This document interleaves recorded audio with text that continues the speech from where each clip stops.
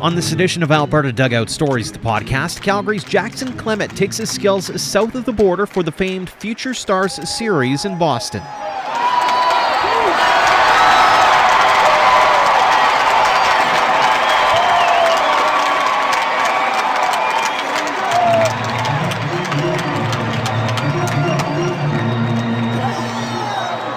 Welcome to episode 109 of Alberta Dugout Stories, the podcast. I'm Joe McFarland. Imagine being a high school baseball player with a dream to play in a Major League Baseball stadium, then getting the opportunity to not only do it once, but twice. And the second time, it's at the iconic Fenway Park in Boston. We first met Vauxhall Academy's Jackson Clemett in a web story we did following his appearance at the Tournament 12 at Rogers Centre in Toronto just over a year ago. Things haven't slowed down for the grade 12 student, as in the spring he announced his commitment to the University of Utah, and over the last couple of weeks he joined fellow Jet Anson McGorman for the Future Stars series. The Program 15 event has happened each year since 2017, showcasing some of the best high school talent from the U.S. against the World Squad. Past events have seen some familiar names like former Jet Adam Mako and fellow Canadian Noah Naylor, as well as 2020 MLB Draft first-rounders Zach Veen and Mick Abel, amongst others. Vauxhall coach Les McTavish joined us on episode 58 of the podcast in October of last year and said this about being on the world team staff at Fenway. Well, it's funny because a year ago I went to Fenway Park for 4-game series, watched the Blue Jays as a fan. Mm-hmm. So I had somewhat of an idea of what Fenway Park was like, and I was lucky. I got to go on the field for batting practice with the Jays one day. And so anyways, fast forward to this year, nothing whatsoever could give you an idea of what it's like to be on Fenway Park coaching and going to the home plate meeting and just being in the dugout, being part of it. There's so many great memories, and speaking in particular with this event, there's so many great players. Like there's lots of 95-mile-an-hour fastballs, guys that can fly, run, hit. It was a tremendous experience, and unfortunately, we lost the first game at Fenway 7-3, and then we got walked off on. But we got walked off on with a double off the Green Monster, which is pretty cool, and scored 2 runs. We lost 5-4. But it was a great event for sure. Which takes us back to Clemett. The outfielder soaked in the experience and tried to make his presence felt despite being a late addition to the world team.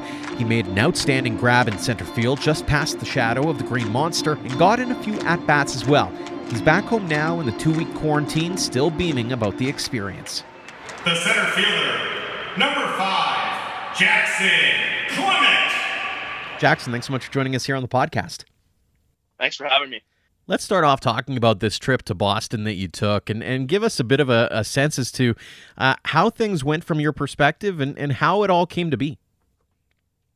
I recently attended the Future Stars series in Boston, and I gotta say it was an unbelievable experience. I'll never forget it. I got to play against some of the best prospects in the world. Got to see some arms I've never faced before, and it was just unreal. Playing at Fenway, there's nothing like it. I was going to ask about that Fenway part because there's a video that went semi-viral here in Alberta of you making this tremendous catch out there. First off, what was it like running out to center field and seeing the Green Monster live in person, not from the stands, but on the field? Oh, it was intimidating. It was massive. It's 37 feet tall, I believe. You got to really hit one to get it out of there. From that standpoint, then, did it feel kind of ominous having to patrol that outfield? Yeah, I was playing center field, and dead center, I believe, is 420. So lots of ground to cover for sure. How do you prepare for something like that? Well, we took BP before the game, and I was making sure to get my reps in there, getting used to the field, the reads, what it's like coming off the bat. There's not much you can do, but you just got to prepare mentally. Walk us through the process in actually getting named to the world team as you did. How did that all come about? It actually happened fairly quickly. It was about a week before it even started. Coach McTavish of Vauxhall, he's actually a coach of it, of when the virus didn't happen. It was all U.S. coaches this time. Mm-hmm. And he actually set me up with it a week before because someone else couldn't go because they were in quarantine. And he gave me the opportunity, and I took it right there on the spot. What was your goal when you were named, or when you were given that opportunity? Did you have anything set in mind as to what you wanted to accomplish? Well, I knew I was a late addition, so I came in there with the mindset that I have nothing to lose. Just play my game, do my best, and don't be nervous. How do you think you did? I think I did pretty good, actually. The first day, it was tough. I hadn't seen many arms like that, but the second day, I actually started catching up to the ball and made some good contact, good pieces. What'd you learn out of that experience? I learned where I need to be if I want to get to the next level and get drafted, get to see my competition. Do you take a bit of an opportunity to maybe do a little mixing and mingling as well, talking to different kids or coaches, that kind of thing, just to kind of get a sense as to where they're at, how they got there, and where you need to be as well? Yeah, I talked to almost everyone on the team. Lots of them spoke Spanish, so that was pretty hard to communicate with them. But yeah, they're all committed to really good schools, D1. They're from all over the world. There's Dominicans, Mexican. There's actually quite a few Canadians there too. You've played in a couple of different big league ballparks now. I know you're part of T12 as well. I mean, there's been no shortage of Jackson Clemett at some of these ballparks. What's it like from your perspective to be able to play in these parks that one day you hope to do it every day at? I think it's never going to get old. Stepping on a major league ballpark is just something unbelievable. It's just a totally different atmosphere than anything else. Has that always been the dream, baseball? I mean, you're a Calgary kid. It seems as though hockey and football always take center stage with kids here. I used to play hockey and a bunch of different sports, but baseball has always been my favorite by far. It's a game of failure, right? So I like the challenge. Walk us through sort of that initial belief or understanding or moment when you realize, hey, this is the game that I want to chase. It's not about the hockey. It's not about any of the other sports. I'm going to focus specifically on baseball. Do you remember that moment? Yeah, actually, I played on my little league team in Calgary called Bow Ridge Baseball, and always good. And we'd always have a rivalry against the Lethbridge Little League team. I believe they're called Southwest Little League, and I knew some guys on that team just from playing against them, and we created a rivalry against them, and that's the moment I knew that I loved baseball, making alliances and rivalries. How is it that you came about deciding to go to Vauxhall of all places? I played in Lethbridge a lot, and I knew about Vauxhall.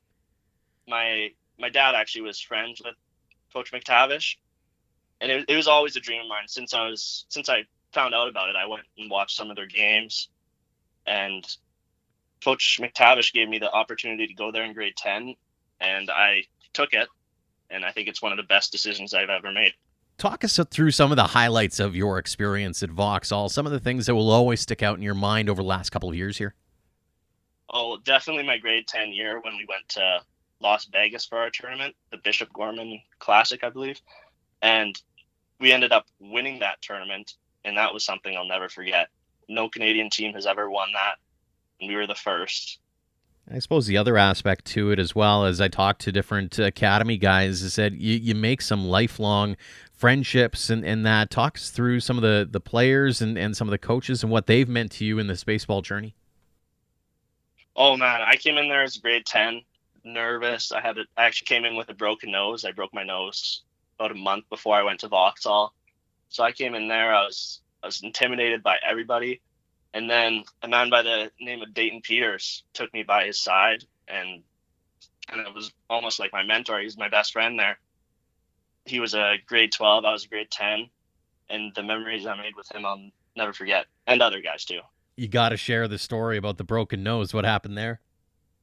Oh, it was a showcase tournament in Calgary, and I was hitting as a full count, and I took a fastball to the face. I didn't even get out of the way of it. I don't even know what happened, but I broke my nose and had a high FEMA in my eye. Ow, is all I can say when I think about that. And what was the recuperation like from an injury like that? Oh, it took me a while to get it. to be able to stand back in the batter's box and not be scared. I actually wear a face guard now, but it took me till grade 10 spring to completely get over it. Unreal. And I mean, you've been able to get over it, obviously. You've been able to accomplish a lot of things. And another thing that was announced earlier on in the year, right around the time of COVID kind of hitting, was that you had committed to the University of Utah. Talk us through that process and what it was like signing your name on the dotted line for the University of Utah. Yeah, Utah is an unbelievable school. I went on a visit there, and the campus was just amazing. Like the facilities they have, it's a Pac-12 school, so the schedule they play is just unreal, like against Arizona State, UCLA. So that's definitely a major factor of why I chose them. Just the exposure that you'll get from playing those games. That level of school, was that always on your agenda? Did you think that maybe you'd have to go to a JUCO or something different, or was this sort of where you had your mind set? I'm always shooting for the stars, so I wanted to go D1. If I didn't, then I'd go to a JUCO and try to get D1, or even I want to get drafted as my overall goal, and I feel like this gives me the best chance to do that. How many other schools had you toured, and what was it that kind of made you say Utah, it has to be the place I go?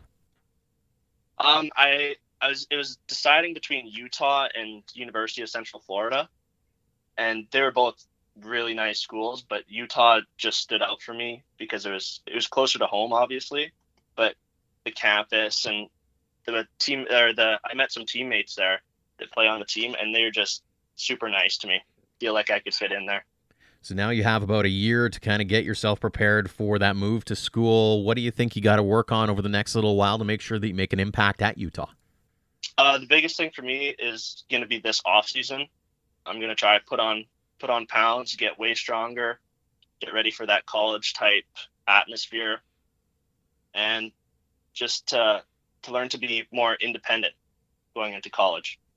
Speaking of going to college and that, you leaning on anybody in particular from your past at Vauxhall or anywhere else to kind of coach you through what to expect when you go down there and what kinds of things you need to work on to make sure that you are making that impact? Yeah, I've talked to quite a few of my previous teammates at Vauxhall. I talk to them a lot, and they always tell me what it's like, what you got to do, and how to do things in specifically. So yes, I rely on lots of my previous teammates for information.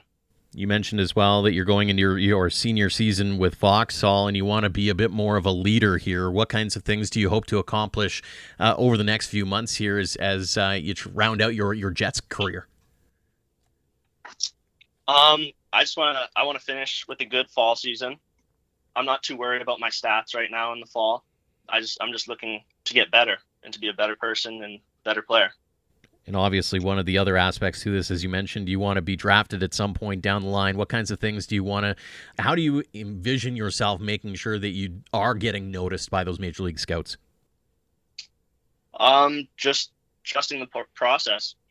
You gotta be completely involved with it. As we say at Vauxhall, you gotta be 2 feet in. If you're 1 foot in, 1 foot out, you're not going to get the results you want. But if you're 2 feet in, you're guaranteed to see improvements. What's the coaching at Vauxhall meant to you in your baseball journey? Oh, it's unbelievable. Coach McTavish, Coach Kay, and Coach Blake, they've been amazing to me. They've set me up with colleges. They've got me lots of exposure. And most importantly, they've made me a better person and a better player. Who would you say has been instrumental in giving you that great advice or that inspiration to keep going as you've gone along your journey? Definitely my parents. My dad used to play professional sports, so he knows a lot about the atmosphere. They've drove me to baseball practices since I was young, and they're just very inspirational to me. Final question for you. I ask this of everybody. What does the game of baseball mean to you? It's my life right now. It means everything to me. I love it. Jackson, appreciate your time. Thanks so much for joining us here on the podcast. Thanks so much for sharing your stories, and looking forward to seeing which Major League Baseball field you get to play at next. Thank you. Thanks again to Jackson Clemett for joining us this week, and thanks to all of you for downloading and listening. If you haven't already, make sure to subscribe on your podcast provider of choice. There's been a lot of news lately surrounding high school players announcing their commitments and signing letters of intent. We're looking to highlight just some of them in the weeks ahead. Until next time, thanks for all of your support, no matter the platform of Alberta Dugout Stories.